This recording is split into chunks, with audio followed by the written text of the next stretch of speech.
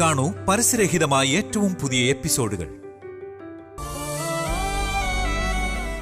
എല്ലാം അറിയുന്ന ആൾക്കാർ പോലും ഇങ്ങനെയൊക്കെ ബിഹേവ് ചെയ്യുമ്പോ പഠിപ്പും അറിവും ഇല്ലാത്ത ഇവരെ പോലെയുള്ളവര് എങ്ങനെ നന്നായി ബിഹേവ് ചെയ്യാനാണെന്ന് പറയാ. അവർക്ക് അറിയുന്നതാണ് സിദ്ധാന്തം, അവര് പറയുന്നതാണ് ശരി. സ്വന്തം അറിവ് തന്നെ ഉലകമെന്ന് വിചാരിക്കുന്ന അവരിൽ നിന്നൊക്കെ ഇതിൽ കൂടുതൽ നമ്മൾ പ്രതീക്ഷിക്കുന്നത് ഒരിക്കലും ശരിയല്ല അർജുൻ.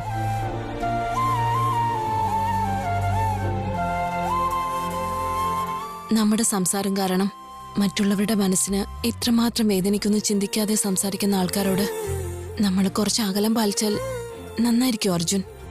നീ അത് വിട്ടേക്ക്.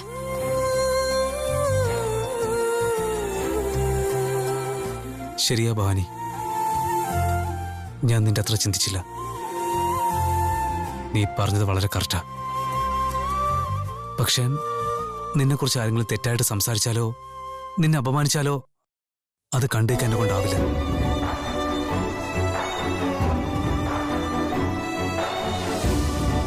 ഉറപ്പായിട്ട് സഹിക്കില്ല.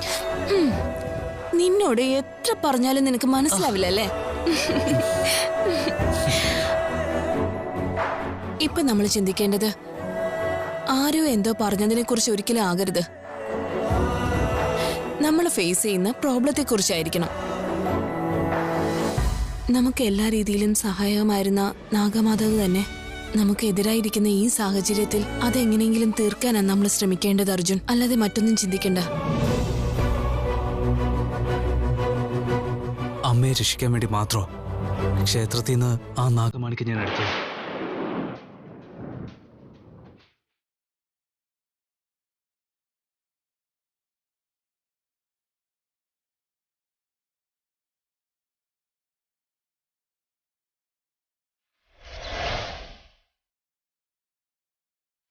നാഗമാണിക്ക് എടുത്ത ഒറ്റ കാരണം കൊണ്ടാ നാഗദേവത എന്നെ കൊല്ലാൻ ശ്രമിക്കുന്നത്. അങ്ങനെയാണെങ്കിൽ നമ്മളെടുത്ത നാഗമാണിക്യം നമ്മളെടുത്ത സ്ഥലത്ത് തന്നെ തിരികെ വെച്ച ആ പ്രശ്നം അതോടുകൂടി തന്നെ തീരില്ല അർജുൻ.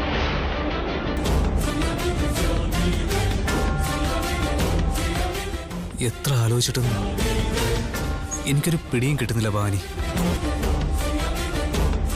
അന്ന് അവിടെ കണ്ട ആ സിദ്ധൻ പറഞ്ഞതനുസരിച്ച് ഞാനത് എവിടെ നിന്ന് എടുത്തോ അവിടെ തന്നെ തിരികെ വെക്കാനായിട്ട് നമ്മൾ പോയതല്ലേ. പക്ഷെ അതിനിടയ്ക്ക് ആ മന്ത്രവാദി ഇടയിൽ വന്ന് നമ്മളെ ആക്രമിച്ച് ആ നാഗമാണിക്യവും കൊണ്ടുപോയത് നീയും കണ്ടല്ലേ? അതെ.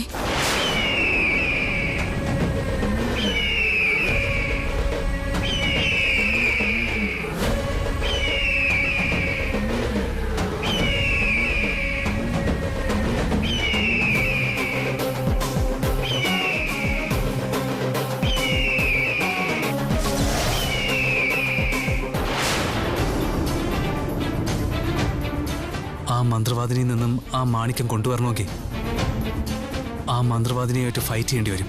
അതിനുള്ള ശക്തി നമുക്കില്ലല്ലോ. അതേപറ്റിയാണ് ഞാനിപ്പോൾ ചിന്തിച്ചുകൊണ്ടിരിക്കുന്നത്. ആ ക്ഷേത്രത്തിനുള്ളിൽ കയറുന്നത് എളുപ്പമുള്ള കാര്യമല്ല. ഇനി അഥവാ അങ്ങനെ സംഭവിച്ചാലും ആ നാഗമാണിക്യം കൈക്കലാക്കുക എന്നത് ബുദ്ധിമുട്ടാണ്. മുമ്പ് ആ മാണിക്യം കൊണ്ടുവരാൻ ഗുരുജി നമ്മളെ സഹായിച്ചതല്ലേ? അതെ.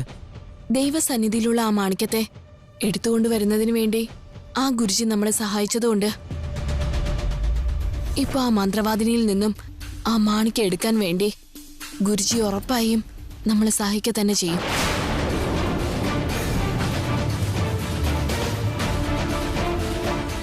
നീ ഒന്നുകൊണ്ടും വിഷമിക്കേണ്ട അർജുൻ. നാളെ നമുക്ക് ഗുരുജിയെ കാണാൻ പോവാം.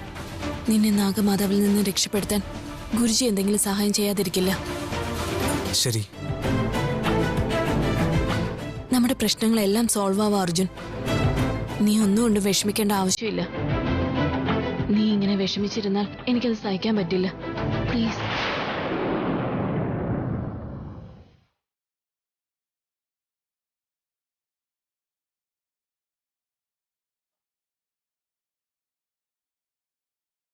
നീ എന്റെ ഭാര്യ മാത്രമല്ല ഭവാനി, എന്റെ ഭാഗ്യം കൂടിയാ.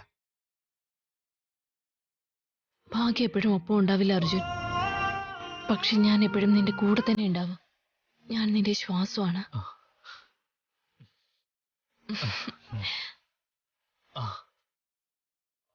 നീ ഇല്ലെങ്കിൽ എനിക്ക് ശ്വാസം പോലും കിട്ടില്ല. എന്റെ ശ്വാസം തന്നെ നിലയ്ക്കും.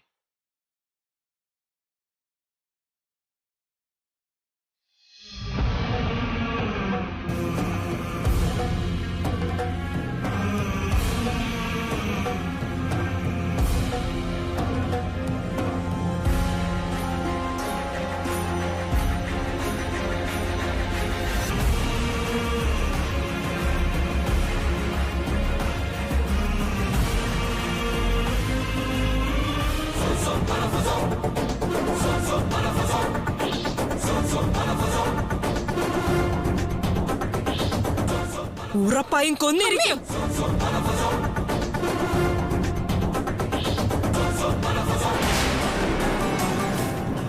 ആരെന്തു പറഞ്ഞാലും ശരി, അർജുനെ ഞാൻ കൊല്ലാതെ വിടില്ല.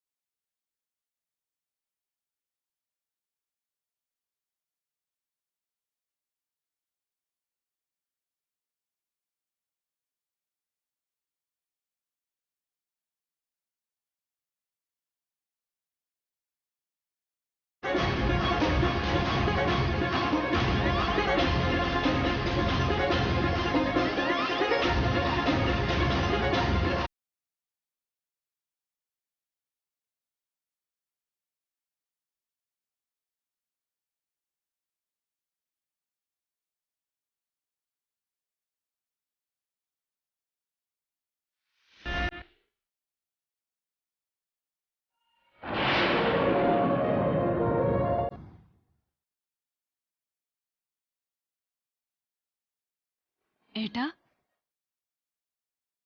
ഉറങ്ങാതെ എന്താ ഈ ചെയ്യുന്നേ?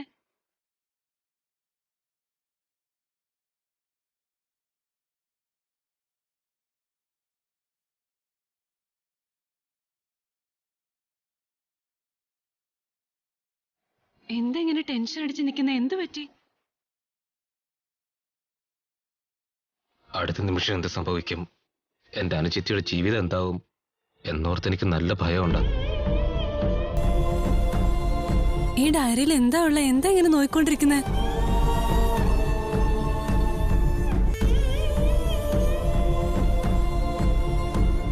നമ്മുടെ നാഗപുരത്തിലെ ശിവക്ഷേത്രത്തെക്കുറിച്ചും അതിൽ എനിക്കറിയാവുന്ന രഹസ്യങ്ങളെക്കുറിച്ചും ഞാൻ ഈ ഡയറിയിൽ എഴുതി വെച്ചിട്ടുണ്ട്. ചില പ്രശ്നങ്ങൾക്കുള്ള പരിഹാരം കൂടി ഞാനിതിൽ എഴുതിയിട്ടുണ്ട്. എന്നാൽ അർജുന്റെ പ്രശ്നത്തിന് പരിഹാരം കിട്ടിയില്ല. ഇതിനൊരു ടെമ്പററി സൊല്യൂഷൻ ഉണ്ടാകുമെന്നല്ലാതെ പെർമനന്റ് ആയൊരു സൊല്യൂഷൻ ഉണ്ടാവില്ല. അർജുനെ ഈ പ്രശ്നങ്ങളിൽ നിന്നൊക്കെ രക്ഷിക്കാൻ കഴിഞ്ഞില്ലെങ്കിൽ പിന്നെ എന്റെ അനിയത്തിയുടെ ജീവിതം മുഴുവനായി നശിച്ചു പോകും.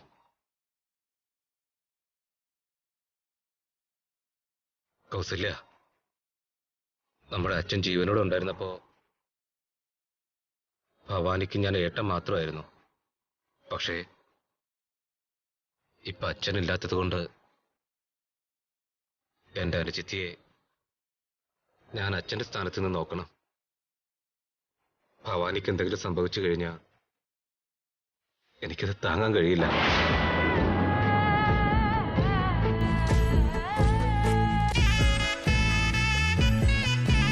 വെറുമൊരു ചേട്ടൻ മാത്രമായിട്ടിരിക്കാതെ ഒരച്ഛന്റെ സ്ഥാനത്ത് നിന്ന് എന്റെ അനുചിത്തിക്ക് ഞാൻ കന്യാദാനം ചെയ്തു കൊടുത്തു. ഈ കൈകൊണ്ട് ഭവാനിയെ ദീർഘസുമംഗലി ഭവാന്ന് ദീർഘായുഷ്മാൻ ഭവാന്നും അനുഗ്രഹിച്ചു. അങ്ങനെയുള്ളപ്പോ എന്റെ അനുചിത്തിക്ക് എന്തെങ്കിലും സംഭവിച്ച എനിക്ക് സഹിക്കാൻ കഴിയില്ല. എനിക്ക് തീരെ കഴിയില്ല. അത് മാത്രമല്ല, എന്റെ അനുജത്തിക്ക് ഇങ്ങനൊരു അവസ്ഥ വരുമെന്ന ഞാൻ സ്വപ്നത്തിൽ പോലും കരുതിയില്ല കൗസല്യ. സ്വപ്നത്തിൽ പോലും വിചാരിച്ചില്ല.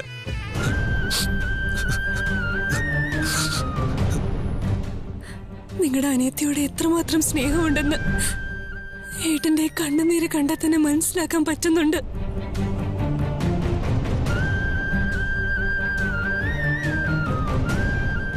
നമ്മൾ വിചാരിച്ച അവൾക്ക് വേണ്ടി ഒന്നും ചെയ്യാൻ കഴിയില്ലായിരിക്കാം. പക്ഷെ ദൈവത്തിന് അങ്ങനെയൊന്നും ചെയ്യാതിരിക്കാൻ പറ്റുമോ? ഏട്ടൻ വിഷമിക്കാതെ. നമ്മൾ നിത്യവും പൂജ ചെയ്യുന്ന ആ മഹാദേവൻ തന്നെ നമുക്കിതിനുള്ള പരിഹാരവും കണ്ടുപിടിച്ച് തരൂ ഏട്ടാ.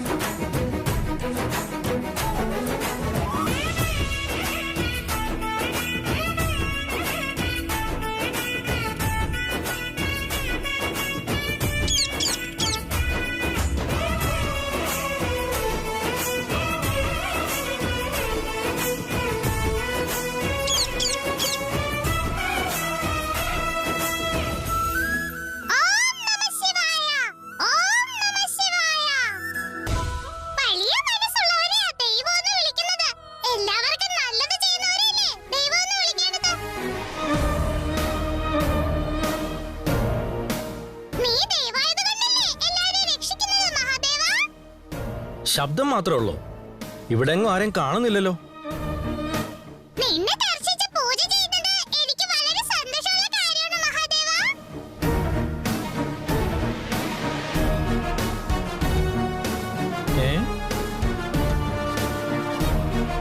ചേടാ, ഈ തത്തയാണ് സംസാരിച്ചേ.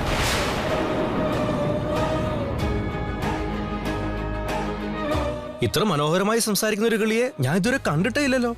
ഈ കിളി എന്റെ കയ്യിലുണ്ടെങ്കിൽ ഇതിനെ വെച്ച് കുറച്ച് കാശുണ്ടാക്കാം എങ്ങനെയെങ്കിലും.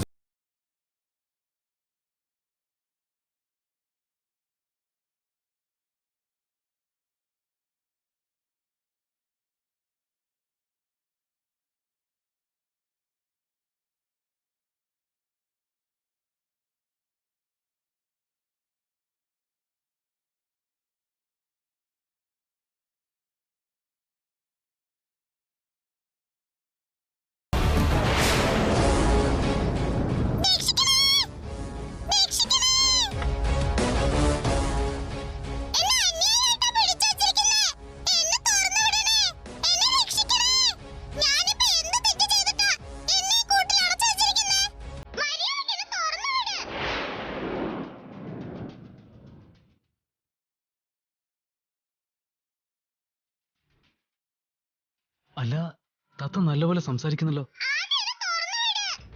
ആ തത്ത എന്തിനാ നിങ്ങൾ പിടിച്ചത്? ഇങ്ങനെയുള്ള ജീവികളെയൊക്കെ വേട്ടയാടുന്നത് എന്റെ കുലത്തൊഴിലാണ്. മിണ്ടാപ്രാണികളെ ദ്രോഹിക്കുന്നത് തെറ്റാണ്. അതിനെ തുറന്നുവിട്. എന്നോട് ഉത്തരവിടാൻ നിങ്ങളാരാ? ഞാൻ ആരായാലും നിനക്കെന്താ? ആദ്യം ആ തത്തയെ വിട്. ഞാൻ കഷ്ടപ്പെട്ട് പിടിച്ചതാ, ഇതെന്റെയാ. നിക്ക്. മര്യാദയ്ക്ക് അതിനെ തുറന്നു വിട്ടില്ലെങ്കിൽ ഞാനിപ്പോ പോലീസിനെ വിളിക്കും. നിനക്ക് 10 വർഷത്തിൽ കുറയാത്ത ശിക്ഷയും കിട്ടും. അയ്യോ, ഇതിന് ഇത്ര വലിയ ശിക്ഷയോ? പിന്നെ നീ എന്താ വിചാരിച്ച? ഇതിൽ കൂടുതൽ ശിക്ഷ കിട്ടിയില്ലെങ്കിലുള്ളൂ അതിശയം. അയ്യോ, എനിക്ക് ശിക്ഷയൊന്നും വേണ്ട, ഞാനിതിനെ വിട്ടേക്കാം.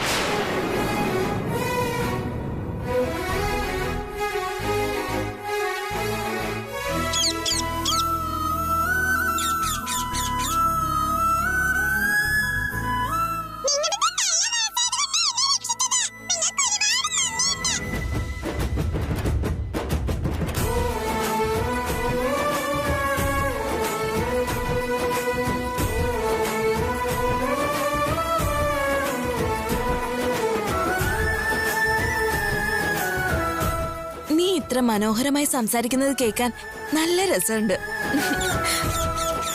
അല്ല തത്തമ്മേ, നിനക്കിങ്ങനെ സംസാരിക്കാൻ പഠിപ്പിച്ചെന്നത് ആരാ?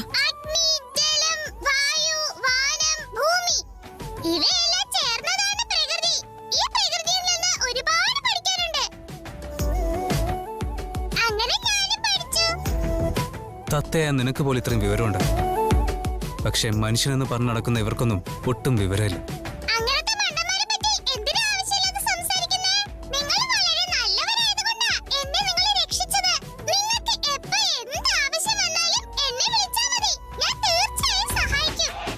നീ ഞങ്ങളെ സഹായിക്കുന്നോ?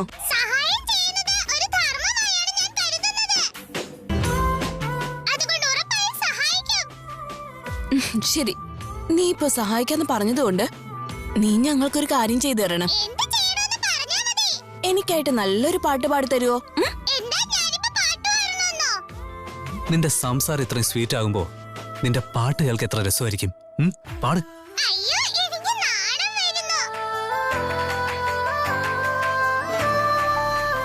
നീ ആള് കൊള്ളാലോ.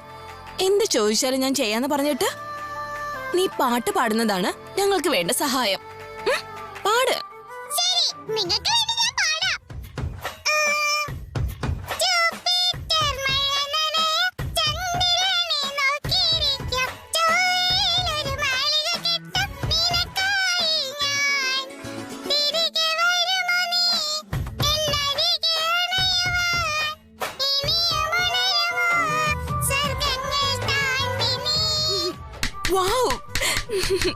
വളരെ സൂപ്പറായിട്ട് പാടിയിട്ടുണ്ട്. ഇനി ഒരു പാട്ടുകൂടെ പാടാവോ?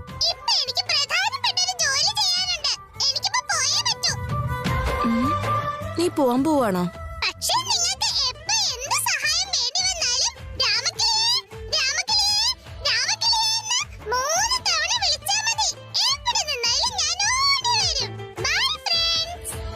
ബൈ.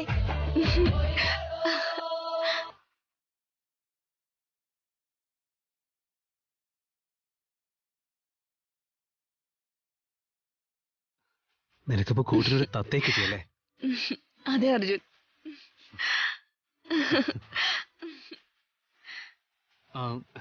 തത്തയോട് സംസാരിച്ചുകൊണ്ടിരുന്ന് വന്ന കാര്യം നമ്മൾ മറന്നുപോയി. വാ, ഗുരുജിയെ പോയി കാണാം. വാ. പോവാം.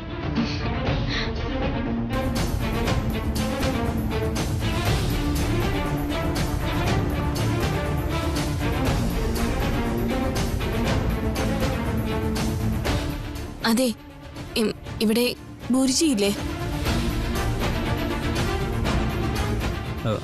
ഏതോ പൂജയുടെ ആവശ്യമായിട്ട് പോയേക്കുന്നാ തോന്നുന്നു. അദ്ദേഹം വരട്ടെ, വെയിറ്റ് ചെയ്യാം.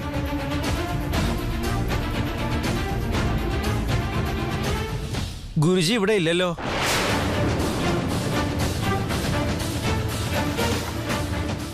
അദ്ദേഹം എവിടെ പോയതാ? ഇവിടെ അടുത്തൊരു ഗ്രാമത്തിലെ ശിവകോവിലില് പൂജയുടെ ആവശ്യത്തിന് വേണ്ടി പോയിരിക്കാണ്. അതെവിടെയാ? അറിയില്ല, എപ്പോ വരുമെന്നും അറിയില്ല.